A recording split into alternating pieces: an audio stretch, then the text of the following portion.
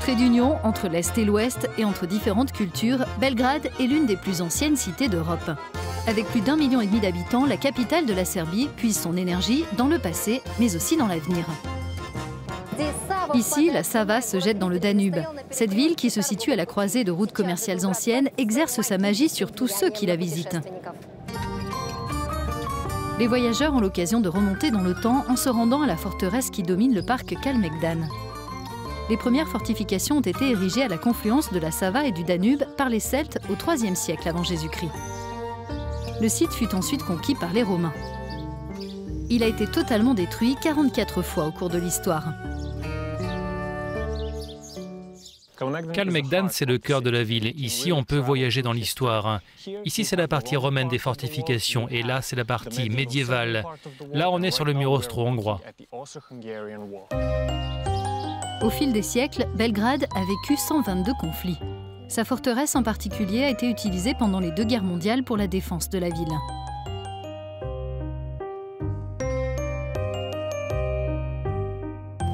À l'intérieur de l'église Ruzika, dans la forteresse de Belgrade, nous avons des lustres qui sont faits avec des munitions et ils sont là pour affirmer qu'aucune guerre ne doit jamais plus se produire à Belgrade. Sur l'autre rive de la Sava, place à la modernité avec le Cristal de la Confluence, le musée d'art contemporain bâti dans les années 60. Après 10 ans de rénovation, il a récemment rouvert avec une exposition séquence l'art de la Yougoslavie et de la Serbie qui balaye le XXe siècle et la période contemporaine. L'exposition veut souligner l'importance de l'héritage artistique yougoslave et ce mélange de codes culturels et artistiques qui existait dans ce qu'on appelle l'espace artistique yougoslave. On retrouve par exemple la figure de Tito, le leader de l'ex-Yougoslavie communiste, dans cette photo officielle ici revisitée en 1969 par le Serbe Dusan Otašević à la manière du pop art. Une œuvre qui à l'époque avait échappé à la censure. Cette œuvre a un sens ambigu. On ne peut pas dire s'il s'agit d'une affirmation du culte de la personnalité de Tito dans un langage artistique différent ou s'il y a une distance ironique. On peut encore se poser la question aujourd'hui. Les invités de Tito, les chefs d'État et de gouvernement étrangers, avaient l'habitude de dîner à Skadarlia, l'une des plus belles rues de Belgrade, animée par ses restaurants tout droit sortis du passé, ses musiciens infatigables et son héritage bohémien. Le célèbre écrivain serbe Goran Gočić nous raconte l'histoire de Skadarlia. C'était un quartier de tziganes au début du 19e siècle, puis petit à petit, il est devenu le quartier bohémien des artistes de Belgrade comme cet homme, Đura Jakšić. C'est un peintre et écrivain serbe très connu qui a vécu dans cette rue, dans cette maison.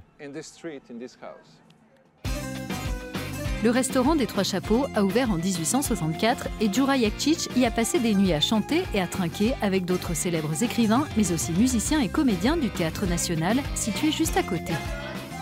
Skadarlia est devenu le symbole de l'âme de Belgrade, une ville définitivement inspirante. Belgrade, c'est une ville pleine de différences. Certaines sont dramatiquement incompatibles, mais elles coexistent malgré tout. Du fait de ces nombreuses différences qui rendent cette ville vivante, il y a cette forme de magie qui donne le sentiment à tous ceux qui viennent à Belgrade qu'ils sont ici comme chez eux. Source d'inspiration pour de nombreux architectes, le bâtiment de la coopérative de Belgrade, construit au début du XXe siècle dans un style académique éclectique, fut l'un des premiers palais de la ville. Il y a 100 ans, il abritait une banque, des bureaux et des magasins de luxe.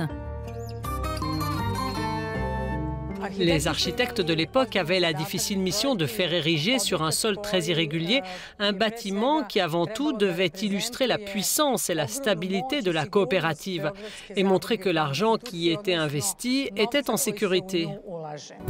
Aujourd'hui, c'est dans ce bâtiment que l'on peut voir le futur Belgrade.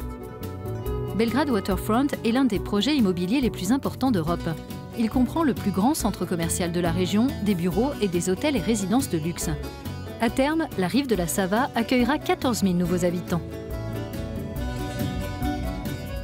La principale idée de ce projet, c'est de reconnecter la population avec la rive de la Sava, donc essentiellement de redonner vie à cette zone qui était laissée à l'abandon et de rapprocher les gens au maximum de la rivière. L'autre Belgrade, c'est celle qui ne dort jamais. Que l'on soit d'ici ou d'ailleurs, jeune ou moins jeune, VIP ou anonyme, tout le monde peut profiter d'une offre clubbing exceptionnelle. DJ Nexi possède son propre club. On est à Savamala, c'est le principal quartier pour la vie nocturne. C'est un secteur ancien qui est connu pour ses boîtes. C'est vraiment l'endroit idéal pour profiter de l'ambiance de Belgrade.